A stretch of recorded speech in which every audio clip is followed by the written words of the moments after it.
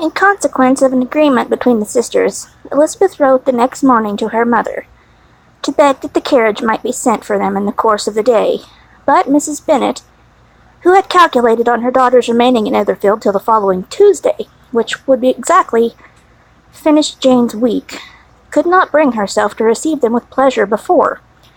Her answer, therefore, was not propitious, at least not to Elizabeth's wishes, for she was impatient to get home. Mrs. Bennet sent them word that they could not possibly have the carriage before Tuesday, and in her postscript it was added that if Mr. Bingley and his sisters pressed them to stay longer, she could spare them very well.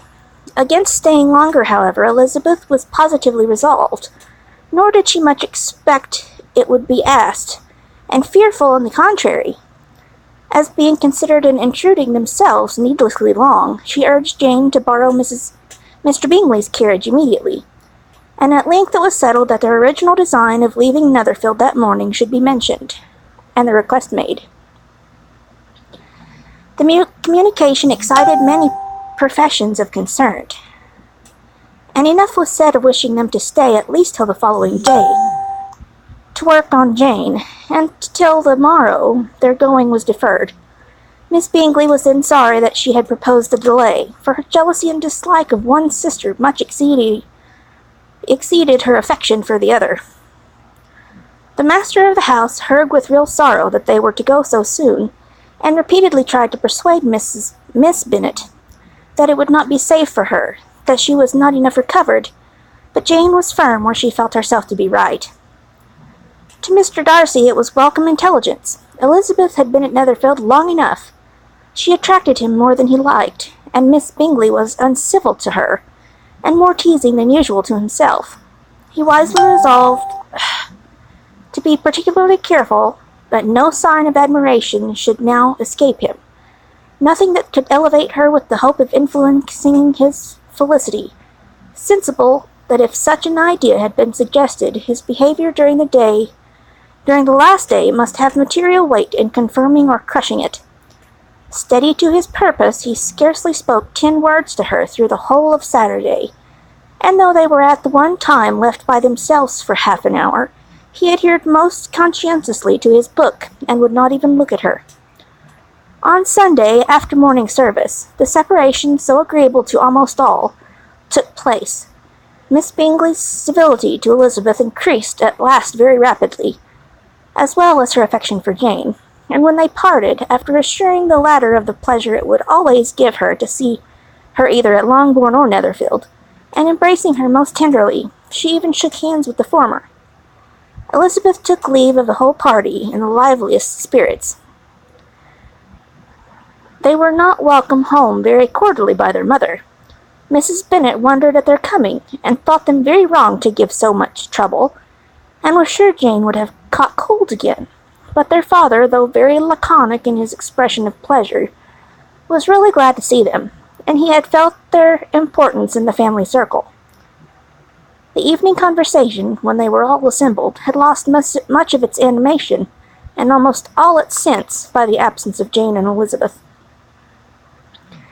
They found Mary, as usual, deep in the study of thorough base and human nature, and had some new extracts to admire, and some new observations of threadbare morality to listen to. Catherine and Lydia had information for them on a different sort. Much had been done, and much had been said in the regiment since the preceding Wednesday. Several of the officers had dined lately with their uncle, a private had been flogged, and it had actually been hinted that Colonel Foster was going to be married. Chapter 13. "I hope, my dear," said Mr. Bennet to his wife, as they were at breakfast the next morning, "that you have ordered a good dinner today, because I have reason to expect an addition to our family party." "Who do you mean, my dear? I know of nobody that is coming, I am sure, unless Charlotte Lucas should happen to call in, and I hope my dinners are good enough for her. I do not believe she often sees such a home." "The person of whom I speak is a gentleman and a stranger." Mrs. Bennet's eyes sparkled. "A gentleman and a stranger. It is Mr. Bingley, I am sure. Why, Jane, you never dropped a word of this, you sly thing. Well, I am sure I shall be extremely glad to see Mr. Bingley. But, good Lord, how unlucky! There is not a bit of fish to be got today. Lydia, my love, ring the bell. I must speak to Hill this moment. It is not Mr. Bingley, said her husband. It is a person whom I've never saw in the course of my whole life.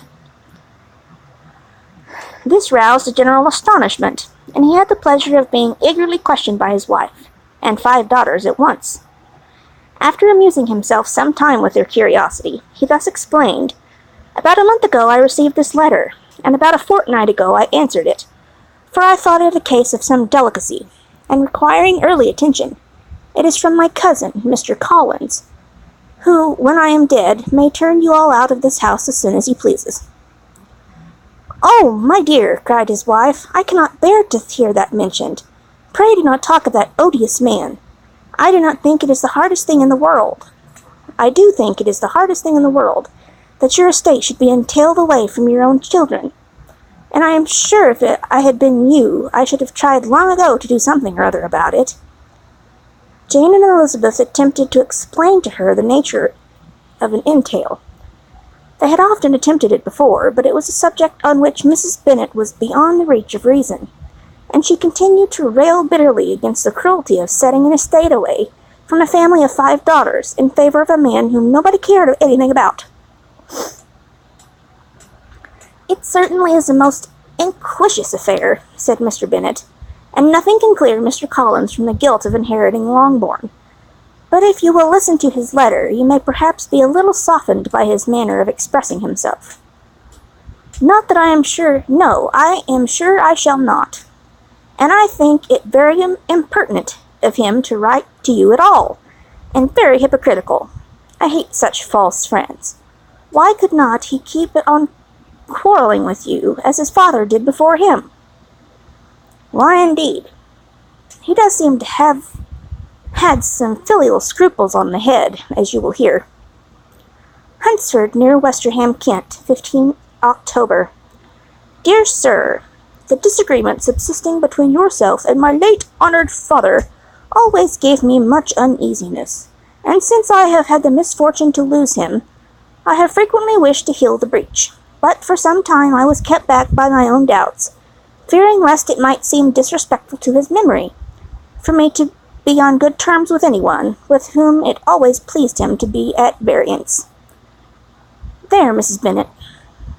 My mind, however, is now made up on the subject, for having received ordination at Easter, I have been so fortunate as to be distinguished by the patronage of the Right Honourable Lady Catherine de Bourgh, widow of Sir Louis de Bourgh, whose bounty and beneficence has preferred me to the value rectory of this parish, where it shall be my earnest endeavour to demean myself with grateful respect toward her ladyship, and be ever ready to perform those rites and ceremonies which are instituted by the Church of England. As a clergyman, moreover, I feel it my duty to promote and establish the blessing of peace in all families within the reach of my influence, and on these grounds I flatter myself that my present overtures of goodwill are highly commendable, and that the circumstance of my being next in the entail of Longbourn estate will be kindly overlooked on your side, and not lead you to reject the offered olive branch. I cannot be otherwise than concerned at being the means of injuring your amiable daughters, and beg leave to apologize for it, as well as to assure you of my readiness to make them every possible amends. But of this hereafter. If you should have no objection to receive me into your house, I propose myself the satisfaction of waiting on you and your family, Monday, November 18th, by 4 o'clock, and shall probably trespass on your hospitality till the Saturday's night following, which I can do without any inconvenience, as Lady Catherine is far from objecting to my occasional absence on a Sunday, provided that some other clergyman is engaged to do the duty of the day. I remain, dear sir, with respectful compliments to your lady and daughters, your well-wisher and friend, William Collins. At 4 o'clock, therefore, we may expect this peacemaking gentleman, said Mr. Bennet, as he folded up the letter, He seems to be a most conscientious and polite young man, upon my word, and I doubt not will prove a valuable acquaintance, especially if Lady Catherine should be so indulgent as to let him come to us again. There is some sense in what he says about the girls, however, and if he is disposed to make them any amends, I shall not be the person to discourage him. Though it is difficult, said Jane, to guess in what way he can mean to make us an atonement he thinks our due, the wish is certainly to his credit.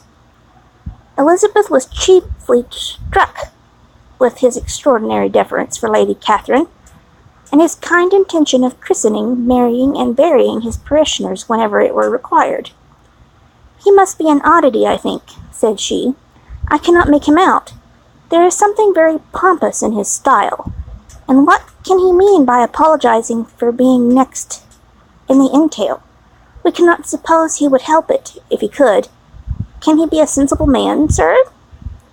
No, my dear, I think not. I have great hopes of finding him quite the reverse. There is a mixture of servility and self-importance in his letter, which promises well. I am impatient to see him. In point of composition, said Mary, his letter does not seem defective. The idea of the olive branch, perhaps, is not wholly new, yet I think it is well expressed. To Catherine and Lydia, neither the letter nor its writer were in any degree interesting. It was next to impossible that their cousin should come in a scarlet coat, and it was now some weeks since they had received pleasure from the society of a man in any other color. As for their mother, Mr. Collins' letter had done away with much of her ill will, and she was preparing to see him with a degree of composure which astonished her husband and daughters. Mr. Collins was punctual to his time, and was received with great politeness by the whole family. Mr. Bennet, indeed, said little, but the ladies were ready enough to talk, and Mr. Collins seemed neither in need of encouragement nor inclined to be silent himself. He was a tall, heavy-looking young man of 25. His air was grave and stately, and his manners were very formal. He had not been long seated before he complimented Mrs. Bennet on having so fine a family of daughters, said he had heard much of their beauty, but that in this instance fame had fallen short of the truth, and added that he did not doubt her seeing them all in due time well disposed of in marriage. This gallantry was not much to the taste of some of his hearers, but Miss Bennet, who quarrelled no compliments, answered most readily, "You are very kind, sir, I am sure. I wish with all my heart it may prove so, for else they will be destitute enough. Things are settled so oddly." "You allude, perhaps, to the entail of this estate." "Ah, sir, I do indeed. It is a grievous affair to my poor girls, you must confess. Not that I mean to find fault with you, for such things I know are all chance in this world. There is not knowing how estates will go when once they come to be entailed. I am very sensible, madam, of the hardship to my fair cousins, and could say much on the subject, for that I am cautious of appearing forward and precipitate. But I can assure the young ladies that I come prepared to admire them. At present I will not say more, but perhaps when we are better acquainted—" He was interrupted by a summons to dinner, and the girls smiled on each other. They were not the only objects of Mr. Collins' admiration. The hall, the dining-room, and its furniture were examined and praised, and his commendations of everything would have touched Mrs. Bennet's heart, but for the mortifying supposition of his viewing it all as his own future property. The dinner, too, in its turn, was highly admired, and he begged to know to which of his fair cousins the excellence of its cookery was owing. But here he was set right by Mrs. Bennet, who assured him with some asperity that they were very well able to keep a good cook, and that her daughters had nothing to do in the kitchen. He begged pardon for having displeased her. In a softened tone she declared herself not at all offended, but he continued to apologize for about a quarter of an hour.